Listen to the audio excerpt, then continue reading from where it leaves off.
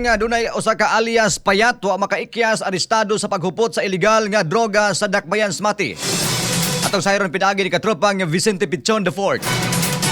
XFM Report. Wa makaikyas ang usa ka alias payat sa gipahigayong entrapment operation sa kapulisan sa Mati City Police Station kaniadtong milabayng adlaw. Sikop sa hinuusang anti-illegal drug operation sa Mati City Police Station, Philippine Drug Enforcement Agency o Davao Oriental Police Provincial Office ang usa ka street level individual atol sa gipahigayong malampusong bypass operation pasado alas 10:30 ang takda sa kagabihon kaniadtong milabayng adlaw sa Barangay Sain, City of Mati. Giila ang suspetsado nga si alias Payat hamtong ang pangidaron o usa ka giingong street level individual nga gapayuhot og illegal nga droga sa siyudad sa Mati. Atol sa mga operasyon nakuha gikan sa posisyon sa suspetsado ang gibana-banaang halos 2,000 ka pesos ka kanidad sa gituhuang shabu, lagip na ang bypass money o uban pang mga dugang ebidensya subay sa mga operasyon. Gipasalig hinuon ni Mati City Police Station Acting Chief of Police, Police Lieutenant Colonel Frederick C. Saaw nga ilang padayong gipalig-on karon ang kampanya sa syudad batok sa illegal nga droga, pinasikad sa kusog nga intel-driven operations, pakigalayon sa katawhan aron masigurado ang pagkampot sa malinawon og luwas ka komunidad. Gikatakdang pasakaan og kasong paglapas sa Republic Act 9165 o kun ang Comprehensive Dangerous Drugs Act of 2002 ang suspitsadong dinakpan sa buong bypass operation. Para kanunay healthy ang atong pamilya, mag-premium D3 na kita. Katropa ni sa balita gikan sa City of Mati para sa nagayusang Pilipino, para sa Pilipinas. Kini si katropang Vicente Pichon IV, XFM News.